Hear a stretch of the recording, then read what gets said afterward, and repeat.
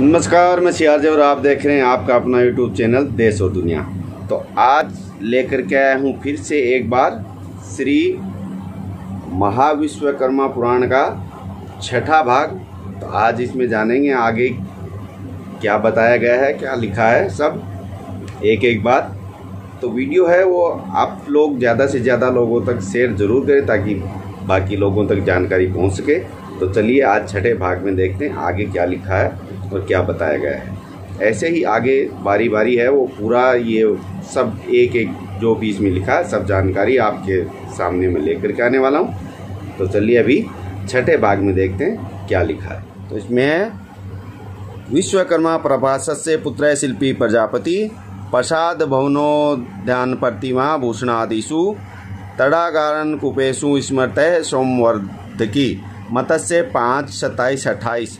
उक्त मत्स्य पुराण एक और महत्वपूर्ण जानकारी देता है कि विश्वकर्मा के अतिरिक्त अन्य आचार्य भी हुए जिन्होंने वास्तुशास्त्रों का उपदेश दिया था। उन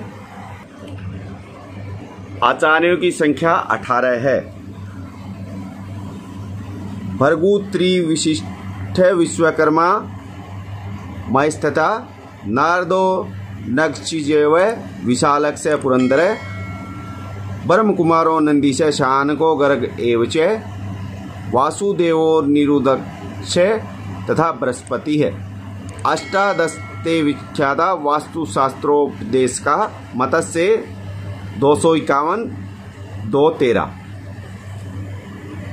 उक्त मत्स्य पुराण में प्रभास की जो पत्नी का नाम नहीं आया है, जबकि विष्णु पुराण में यह कहा गया है कि बृहस्पति की बहन वृत्री थी जो ब्रह्मचारिणी और सिद्ध योगिनी थी और अनासक्त भाग से समस्त भूमंडल में विचरती थी। यह 8वें वसु प्रभास की पत्नी हुई।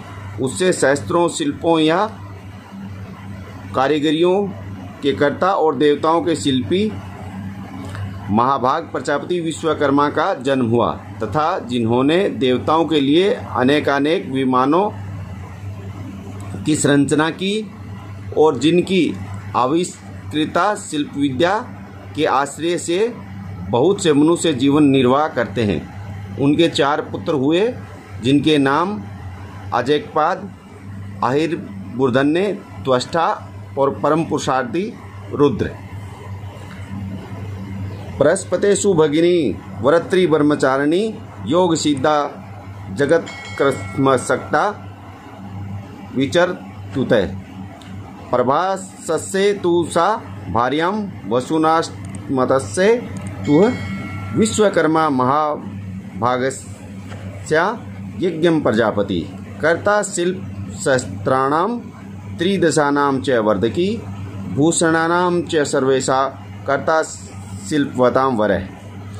ये सर्वेषा विमानानि देवतानां चकारः मनुष्या चोपजीवन्ति यस्य शिल्पं महात्मन् तस्य पुत्रासु 4 तेषां नामानि मे शृणु अजयपादहिर्देन्त्वष्टा रुद्रक्ष वीर्यमानं त्वष्टाश्चेतामज पुत्रो विश्वरूपो महात्मा विष्णु 1, 15, 18, 21। और उनके वंशक्रम पर इससे ऐसा लगता है कि इस काल में विश्वकर्मा को पौराणिक देवता मान लिया गया था और उनके वंशक्रम पर ध्यान दिया जा रहा था। पुराणों की यह विशेषता भी है। मामूली परिवर्तन के साथ वही वर्णन महाभारत आदि पर 25, 90, 93, वायु पुराण 66, 27, 31 और गरुड़ पुराण 6, 36 व अन्य आदि में भी आया है।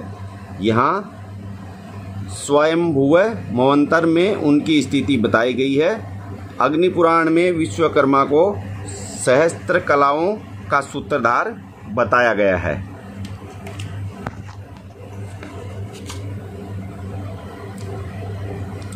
कर्ता शिल्प शस्त्राणां त्रिदशानां च वर्धकी मनुष्या चोपजीवन्ति शिल्पम भूषणादिकम।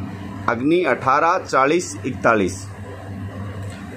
सूर्य के तेज को कम करने के लिए सांड पर चढ़ाकर उनकी किरणों को घिसने की कथा शाम पुराण आदि में आई है। संभव है कि यह कथा आदित्य पुराण में भी रही हो। ब्रह्म पुराण में विष्णु ने विश्वकर्मा को अपना सहाय और समस्त शिल्प कलाओं में निपुण बताया है।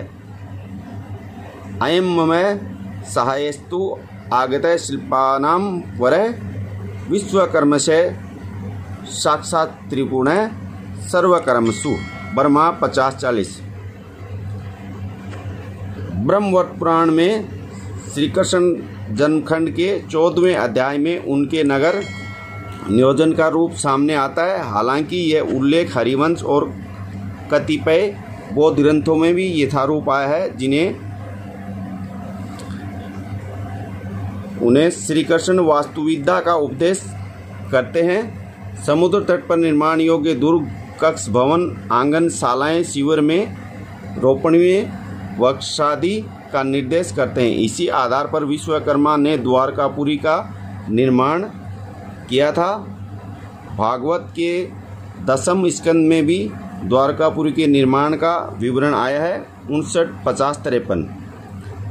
देवी पुराण में आया है कि पूर्व काल में कल्प वृक्ष से सबकी इच्छाओं की पूर्ति होती थी। उस काल में दैत्यों के भय से देवगणों ने सुमेरु रूपी दुर्ग का आश्रय लिया। तब ब्रह्मा ने महापति विश्वकर्मा को नियुक्त किया और उन्होंने सभी लोगों के प्रजाओं के लिए जल, शीत, तेज के कष्ट के निवारण के लिए घरों का निर्माण किया। तदा सदा भवनय सिद्धि कल्पवृक्ष समुद्रवा देवापि मेरुश्वना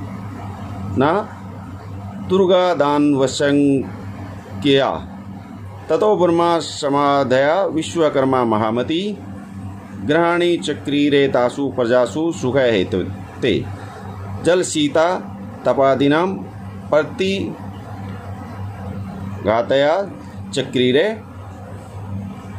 यथा प्रतिर्था योगम निकेतानि पृथक पृथक।